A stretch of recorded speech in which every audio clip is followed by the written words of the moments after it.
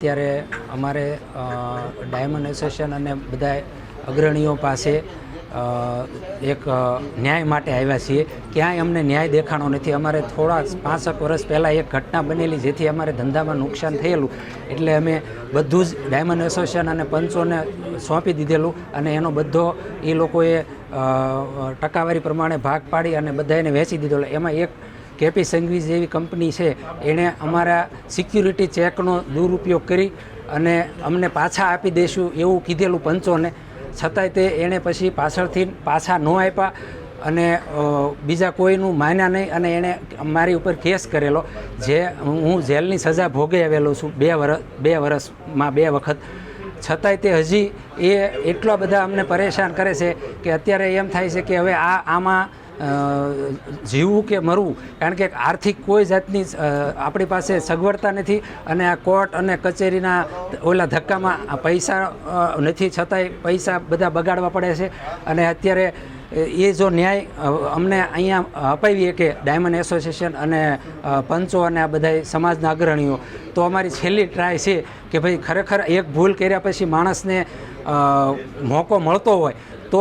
બાકી મને એવું લાગે છે અત્યારે કે આ એવડો બધો પ્રશ્ન છે કે કોઈ આવા વ્યક્તિઓ જો માનવતાની દ્રષ્ટિએ તે કેપી સંઘવી જેવી કંપની એવું માને છે કે ભાઈ બસ તમને જેલમાં મોકલવા છે, અને ખોટી રીતે જે ધંધાના નિયમ પ્રમાણે એણે બધું જ લઈ લેવા છતાં અને બધાની સાક્ષીમાં ખોટું કરી અને અત્યારે એના પૈસાનો પાવરથી મને એટલો બધો હેરાન કર્યો.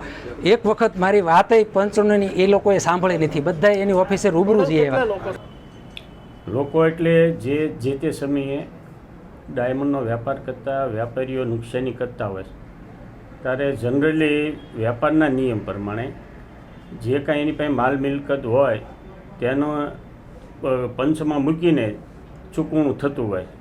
પણ અમારા ધંધાના રૂલ્સ નિયમ એવા હોય છે કે એક વખત ચૂકવણું થઈ ગયા પછી કોઈ એની ઉપર લેણદારો ઉઘરાણી કરી શકતા નથી. તો આ કેસમાં એવું છે કેપી સંઘવીના કેસમાં કે એની ચૂકવણું લઈ લીધા પછી ચેક એડવાન્સ લીધેલા હોય એના આધારે કેસ કરેલા છે અને કોર્ટ મેટર બનેલી છે અને ઘણા લોકોને એમાં સજા પણ થયેલી છે. એટલે અમને ડાયમંડ એસોસિએશનમાં એ રજૂઆત કરવા આવ્યા કે ચૂકવણું લીધા પછી આ કેસ કરે એ ડાયમંડના રૂલ્સ નિયમ પ્રમાણે વિરોધમાં કહેવાય. એટલે અમારા પરિવારનું ખૂબ કફોડી પરિસ્થિતિમાં મુકાઈ ગયા છે, તો આમાંથી તમારે કોઈ રસ્તો કાઢવો જોઈએ એ માટે રજૂઆત કરવા આવેલા છે. ટોટલ 27 પરિવારો અત્યારે અહીંયા રજૂઆત કરવા આવેલા છે. જે તે સમયે એની નુકસાની કરી હોવાથી હીરાની ભાષામાં ડાયમંડની ભાષામાં એનું ઉઠુમણું કહેવાય એવા 27 પરિવારો આવ્યા છે અહીંયા. અમને રજૂઆત થઈ છે આજે. એ રજૂઆત ધંધાની ભાષામાં બહુ સાચી વાત છે એ લોકોની. એટલે અત્યારે જ મેં કેપી સંઘવીના ડાયરેક્ટર કીર્તિભાઈ સંઘવી સાથે ટેલિફોનિક વાતચીત કરી છે. તો મને એની આવતા વીકમાં એસોસિએશનને મળવાનો ટાઈમ આપ્યો છે. તમે 2-3 દિવસ પછી મળજો. અત્યારે હું મિટિંગમાં વ્યસ્ત છું. તો અમે આવતા વીકમાં મંગળ બુધ જ્યારે એ ટાઈમ આપે ત્યારે અમે એને મળવા જઈને સત્ય હકીકત એને જણાવવાના છીએ.